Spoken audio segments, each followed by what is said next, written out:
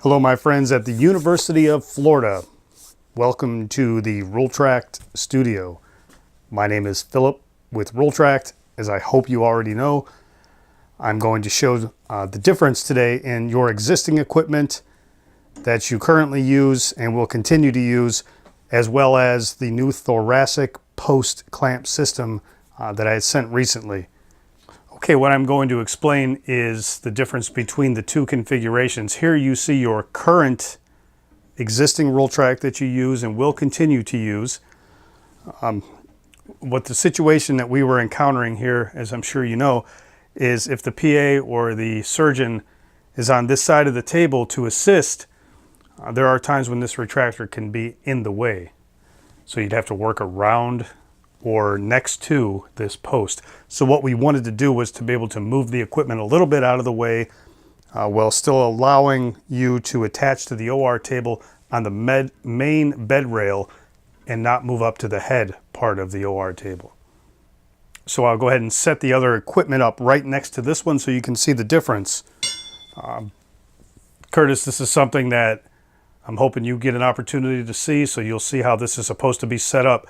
The clamp is the same. You put the clamp on the table the same way. I would like to recommend tightening this clamp as tight as you possibly can. Perhaps have somebody a little stronger in the OR tighten that knob, because I've watched some of your videos. This knob's not very tight and the retractor tends to swing quite a bit over the table. And that is as a result of this handle just not being tightened down.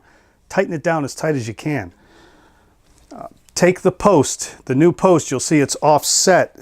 It bends out of the way. Very important here that we put the bend toward the head of the table. Reason being, if the bend is toward the head of the table, this allows for extra space. If you put it in the same way that you put in the other one, you don't get that extra space. If you put it in this way, you actually have less room. If you put it in this way, it goes out over the table. So what we want to do is put it out toward the head of the table. Very important to do that. Once you put it in, go ahead and tighten it. Again, this doesn't have to be as tight as the knob that holds it to the OR table, but still tighten it down.